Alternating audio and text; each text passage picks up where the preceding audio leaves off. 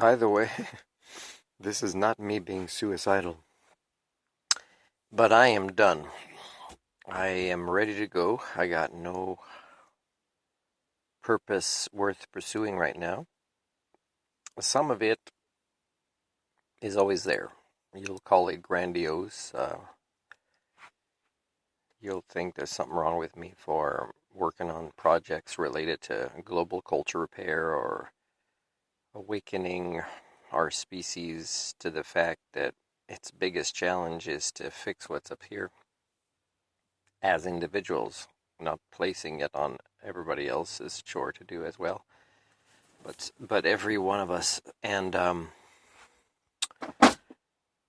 I have felt like this a couple of times in the past, and one of the things when I see, oh yeah, dying wouldn't be so bad, but it's again very different than suicidal thoughts because it's kind of more like an objective assessment of my energies and the goals that are achievable or not, and that when I work on these goals, whether people kind of create more hardships that make me not want to help them anymore.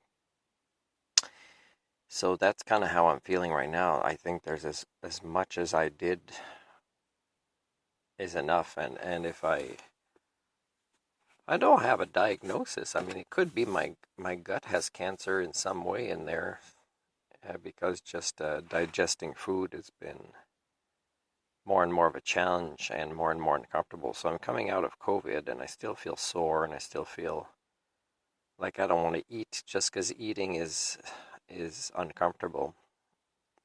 You know, as soon as I eat, I get bloated and fatigued and uncomfortable. And these may be solvable issues, but it means trying to get into the medical system to get help. And it's just too many triggers, burned out. Uh, Now you would say get counseling, but getting counseling doesn't change the facts. And I don't need counseling when I can already manage my own feelings in the sense that they are normal to have based on who I am and my choices and my values and my ethics and my freedom to decide, yeah, no, I don't want to keep working on things that aren't likely to succeed. And it's not because I don't have the willpower or the skill sets or the ability to keep learning new things so as to succeed. That's not it.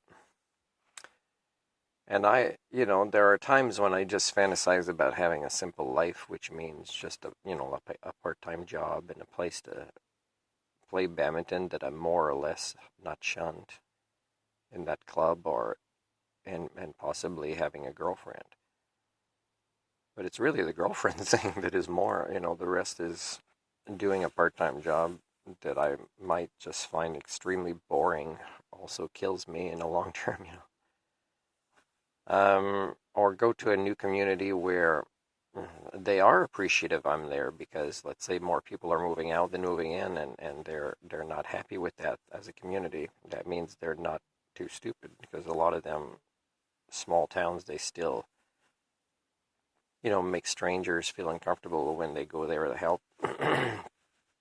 And they don't realize that they're strangers because you're not making an effort to get to know them. So the only thing I can think about right now that would motivate me to keep going is a lady I met in Uganda. Her and her daughter I had spent some time with, and she's had some bouts with some health issues in the last year, and you know all her sisters are married, and she feels on her own a lot raising this child, and she seems to have had a better attitude that I thought she did back then. She seems to have been the one that stayed in touch with me and is able to be honest, be strong, but also be able to share that it's not easy being strong on your own, and that's kind of something I can identify with. So a purpose would be to help get her here, which means focusing a little bit on getting the monetary paradigm to lean my way, which right there is just pissing me off just having that thought that that I would need to pursue greed which is so far from who I am at this time in my life. And you would say, well, having a job is not greed. Yeah, it's not the way the world works, and it's a form of mental illness, and let's just call it greed for now. Plus, doing this, doesn't assure we'd be happy. It just assures that we wouldn't be alone, me and her, and the daughter would have maybe a better chance here. And the thing is, though, is there's so many people with advanced greed that would make this a challenge, in a time of history where every nation should have said, frickin' drop your nonsense of borders and visas and refugee crap. You might say, we're accepting more refugees than you guys. Well, part of it is you're right next to these countries. And the other part is that there's no system meant for, you know, having a place for them to go. And, if there are planes still flying, it shouldn't be people on vacation flying here and there. It should be, moving refugees around. And, but man, our species is so sick that, like, there's a lot of jobs in Canada that need me and that, I could apply for. But when there's no housing there, you guys don't get that. It's not that people don't want to work, it's they don't have a freaking place to stay.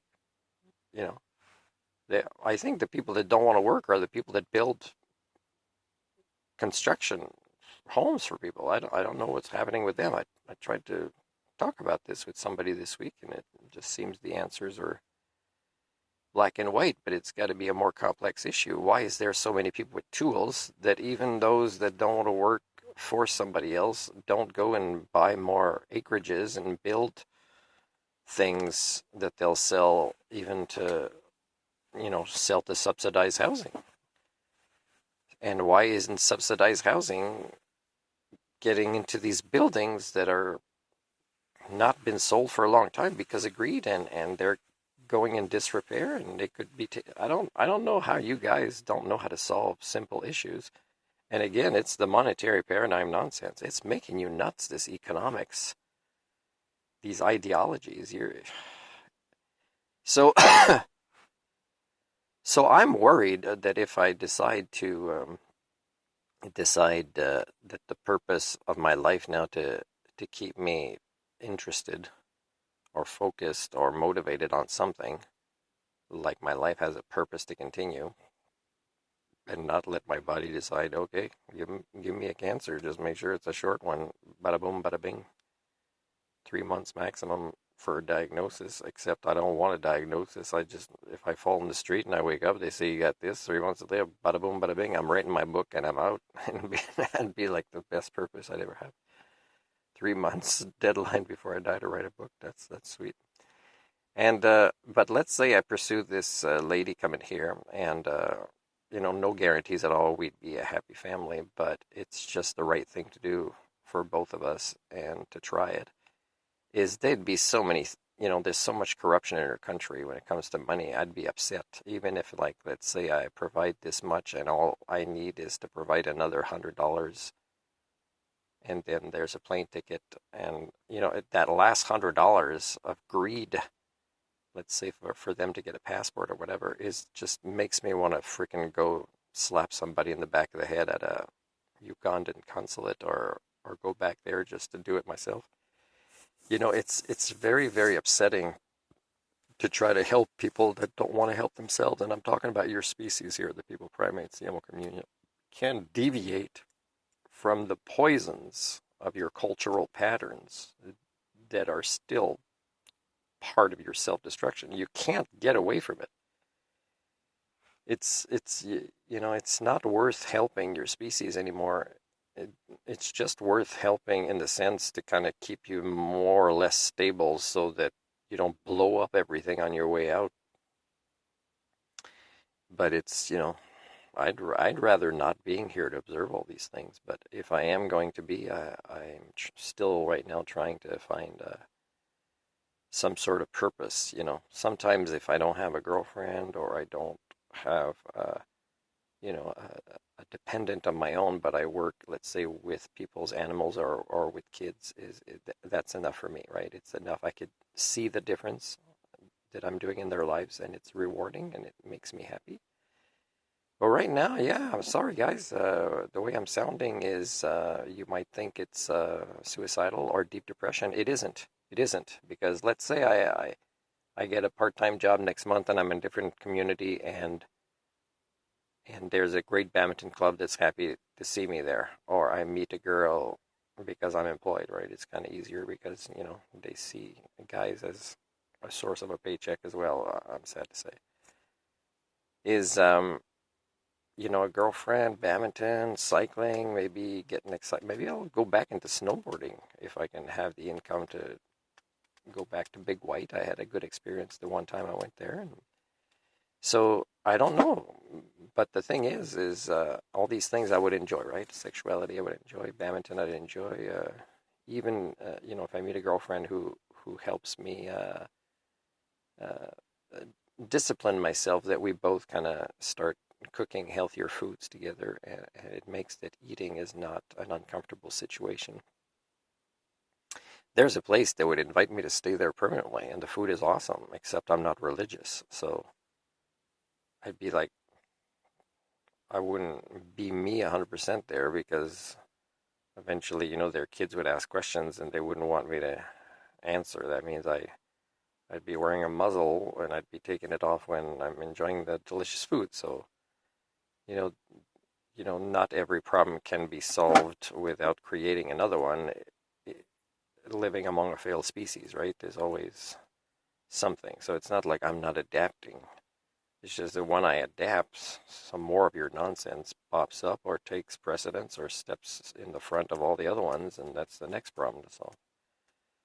Anyways, the reason I was saying that I'm not suicidal or in deep depression is I'm still capable, even today. Something could happen today where I enjoy great joy, and when somebody's in a deep depression, it doesn't work like that. What I'm in now is a bout of species alienation with the feelings of I'm tired of being sick and sore and low energy and low motivation. I'm going to force myself today to go bicycling for the first time. I haven't had the discipline to go on a big trip far, not care where, just go a long distance, get freaking tired from it. And that's going to make me feel good because the lack of exercise in my life, because the local college right now is banning me from playing my favorite sports. So and they don't want to have their lawyer talk to me because they're afraid, and they're the new president, and because they're afraid, and so I'm a victim of their nonsense, and I'm kind of tired of it. I wish I had enough money to just always keep moving with the motorhome because it's in better shape now with some latest repairs. I wish I I could get some Patreons. Isn't it crazy the vlogs I film and the risks I take in my life and the sacrifices I take for cultural repair, and it's all there, and I can't get one Patreon subscriber to give me $3 a month. The, if you don't think that's evidence that your species is screwed, that you don't want to hear what the messenger has to say, especially a messenger that applies solutions. So not just a messenger, but one that says, I'm doing this for you. You should be doing it too. The more people do this, the more things change. And yet I'm taking on all these sacrifices by myself. And my YouTube, yes, there's not that many views because I don't allow ads. And I explain why I don't allow ads. It's because it'd be wrong. It'd be incongruent. I'd be a hypocrite. I'd be selling my humanity away because I couldn't control the subject of the ads. Not that there'd be a lot that I'd agree with, so they, it couldn't really work anyways. So I start Patreon.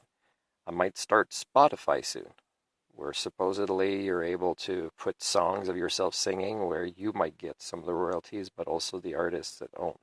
I might do that. But still, I'm not expecting, to have income come in from.